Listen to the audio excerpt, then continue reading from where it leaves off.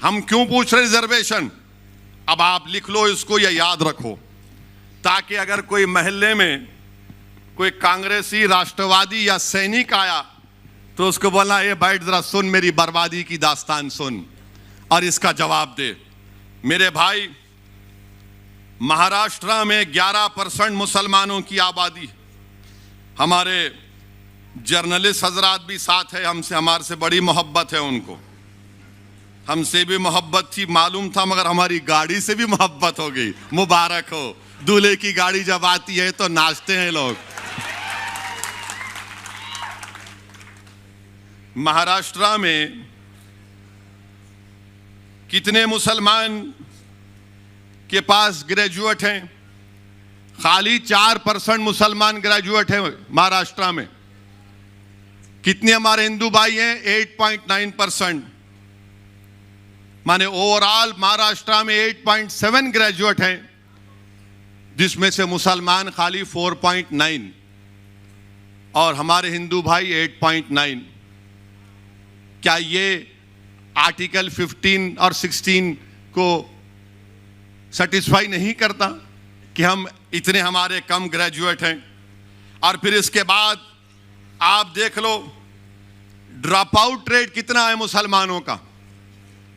Drop out rate, अब आप खुद अंदाजा लगाइए कि जो मुसलमान प्राइमरी में, अगर 22% मुसलमान प्राइमरी स्कूल में है, मिडिल स्कूल में आते आते खाली 13% हो जाता।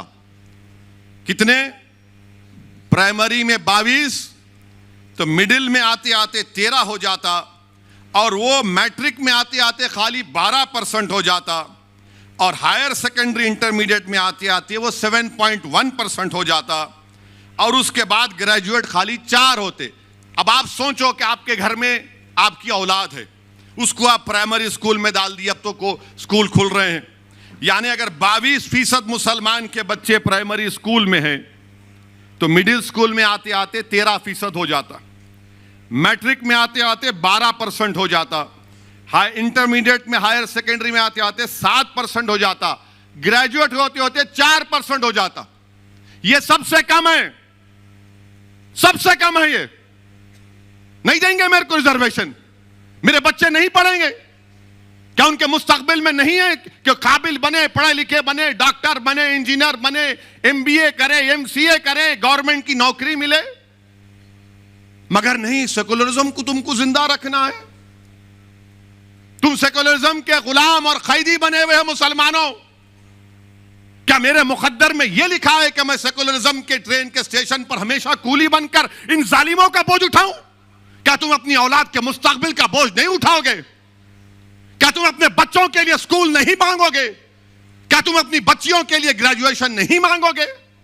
तुम कब तक इन लोगों की गुलामी करोगे? और ये झूठ पे झूठ, झूठ पे झूठ, पीठ पे इतने खंजर मारे गए मुसलमानों के कि पीठ पे कोई जगह बाकी नहीं है जहां पे तुम्हारा जख्म ना हो। इतना धोखा दिया गया, इससे खून खौलता है जब यह पढ़ता हूं मैं। तो मेरी जबान को अगर कोई कहता है कि ओवैसी की जबान कड़वी है, तो यह क्या है? फिर मैं घर में जाकर सो जाऊं कि मेरी कौम के बच्चों को स्कूल नहीं है? 22% से स्कूल में दाखिला और ग्रेजुएशन तक सिर्फ 4%। क्या गरीबी मेरा मुकद्दर बना दोगे?